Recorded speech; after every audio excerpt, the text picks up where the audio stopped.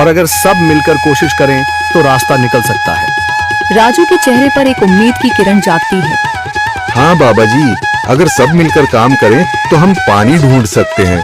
हमने पहले कभी ये कोशिश ही नहीं की। लेकिन इतनी कठिन जमीन में नया कुआं खोदना आसान नहीं। मुश्किल जरूर है, नामुमकिन नहीं। अगर हम मिलकर काम करें तो ये हो सकता है। राजू खड़ा हो जाता है, उसकी आंखों में एक नई रोशनी है। तो फिर हम कल से काम शुरू करेंगे। मैं गांव के सभी युवाओं को इकट्ठा करूंगा। हम मिलकर नया कुआं खोदेंगे। यह कहते हुए वह शामू के साथ गांव के दूसरे युवाओं को बुलाने के लिए निकल पड़ता है। कहीं दूर से गरज की हल्की सी आवाज आती है, जैसे आकाश ने उनकी उम्मीदों की गवाही दे दी हो।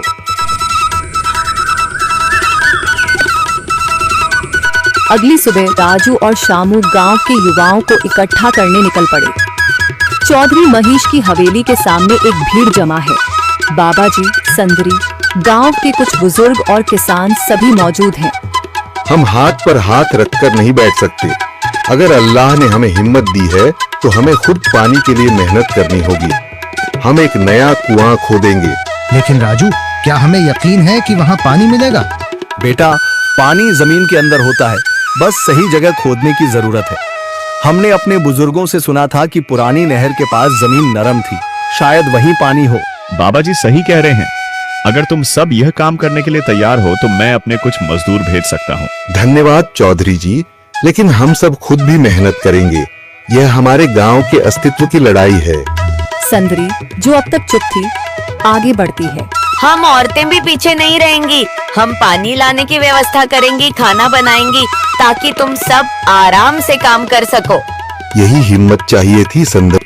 पूरा गांव एक नई उम्मीद के साथ कुआं खोदने की तैयारी में जुट जाता है।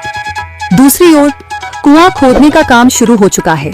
राजू, शामू और दूसरे युवा बेलचे चलाने लगते हैं। मिट्टी बाहर निकाली जाने लगती है।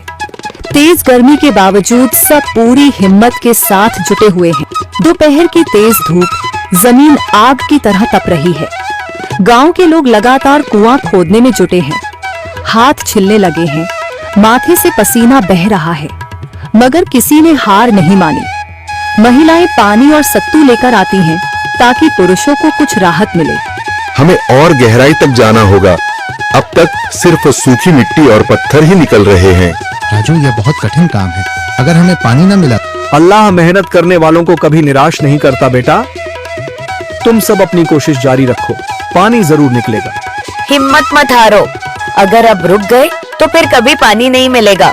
सभी फिर से जोश में आकर काम में जुट जाते हैं, मगर सूरज की तपिश बढ़ती जा रही है और कई लोगों की सांसें तेज चलने लगती हैं। तभी एक तरफ से रामलाल और उसके आदमी हंसते हुए आते हैं। अरे भाई, तुम्हें लगता है कि जमीन तुम पर रहम करेगी? हाँ हाँ, ना समझ लोग, ये सब बेकार की मेहनत है। रामलाल, हमारा हौसला मत तोड़ो। अगर तुम मदद नहीं कर सकते तो कम से कम मजाक भी मत उड़ाओ। मदद? हाँ, मैं अपने कुएं का पानी बेच सकता हूँ, मगर मुफ्त में नहीं दूंगा। राजू सब अनसुना कर फिर काम में लग जाता है। शाम होने लगती है, लेकिन अभी तक पानी का नामो निशान नहीं। कुछ लोग मायूस होकर पीछे हटने लगते हैं। राजू, शायद रामलाल सही कह रहा है, यह सब बेकार है। नहीं शामू, हमें हार नहीं माननी। अगर आज हार गए तो फिर कभी हिम्मत नहीं कर पाएंगे। तभी अचानक फावड़ा किसी कठोर चीज से टकराता है। एक अजीब सी आवाज आती है। राजू चौंक कर देखता है और जल्दी जल्दी मिट्टी हटाने लगता है। अचानक एक ठंडी लहर महसूस होती है।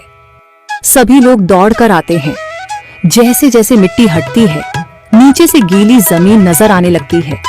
सब हैरान रह जाते हैं। सुभान अल्लाह, मैंने कहा था ना, अल्लाह हमारी मेहनत को जाया नहीं करेगा। राजू और बाकी सभी जोर लगाते हैं। कुछ ही पलों बाद अचानक मिट्टी के नीचे से पानी की एक छोटी सी धारा फूट पड़ती है। गांव वाले खुशी से चिल्ला उठते हैं। पानी, पानी निकल आया। यह अल्लाह की कुदरत है रामलाल, जिस पर तुम्हें यकीन नहीं था। पूरा गांव आनंद से झूम उठता है। लोग एक दूसरे को बधाइयां देते हैं। औरतें दुआ करने लगती हैं। कुछ दिन बीत चुके हैं। गांव वाले नए कुएं से पानी भर रहे हैं, खेतों को सींच रहे हैं और जिंदगी फिर से पटरी पर लौट रही है। मगर रामलाल अब भी अपनी